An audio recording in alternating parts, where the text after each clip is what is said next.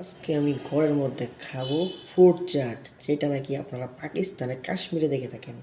তো সেইখান থেকে আজকে আমি কিছু ফল নিয়েছি কমলা। এই যে দেখুন, কমলা একদম দেশি কমলা, আমাদের সিলেটের পাহাড়ের কমলা।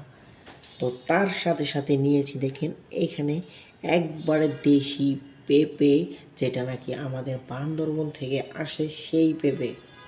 তারপর নিয়েছি এইখানে হলো, এটা সিক্রেট, আপনাকে বলবো না, এটা হলো দেশের বাইরের একটি ফল। ফলটি খুবই সুস্বাদু, আপেলের মতো দেখতে। তো সেটা আপনারা বুঝে নেবেন এটা কি।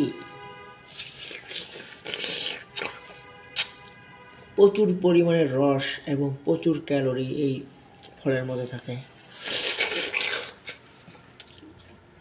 অসাধারণ। এই হলো আমার বাংলাদেশি ফ্রুট চাট। এখানে কি কি ফল আছে আপনারা একটাবার দেখে নিন।